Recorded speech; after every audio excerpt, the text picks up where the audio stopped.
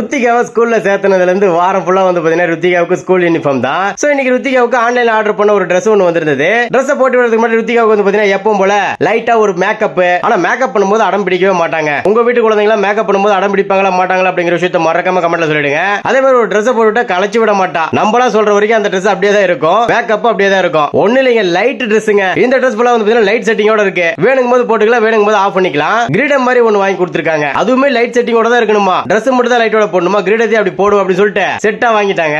பேண்ட்னு கூட சொல்லலாம், அந்த டைப்ல தான் இருக்குது இது. ருத்திகா பாருங்க கியூட்டா வந்துட்டா. இந்த லைட் ஃப்ராக்ல ருத்திகா பாப்பா எப்படி இருக்கு அப்படிங்கிற விஷயத்தை மறக்காம கமெண்ட்ல சொல்லிடுங்க. ருத்திகா பாப்பாவோட இந்த கெட்டப் உங்களுக்கு பிடிச்சிருந்தா ஒரு லைக்கையும் தட்டி விட்டுருங்க. இந்த லைட் ஃப்ராக் வந்து பாத்தீங்கன்னா உங்க வீட்டு குழந்தைங்களுக்கு போட்டு பாத்தீங்கன்னா அவ்வளவு கியூட்டா இருக்கும். சோ இந்த ப்ராடக்ட் வந்து பாத்தீங்கன்னா பியூ ப்ராடக்ட்ல கொடுத்திருக்கேன். சோ அதை கிளிக் பண்ணீங்க, இதே போல ஏகப்பட்ட Dresses வருங்க. உங்க வீட்டு குழந்தைங்களுக்கு வாங்கி கொடுத்து அழகு பாருங்க. ஓகே, நெக்ஸ்ட் வந்து பாத்தீங்கன்னா ரீதா வந்து ப்ரௌனி ரெடி பண்ணிட்டு இருக்காங்க. ருத்திகா பாப்பா எட்டி எட்டி பாத்துட்டு இருக்கா. ப்ரௌனி ஆர்டர்ஸ்க்கு எங்க நம்பர் ஃபர்ஸ்ட் கமெண்ட்ல டிஸ்கிரிப்ஷன்ல கொடுத்திருக்கேன். Okay, by.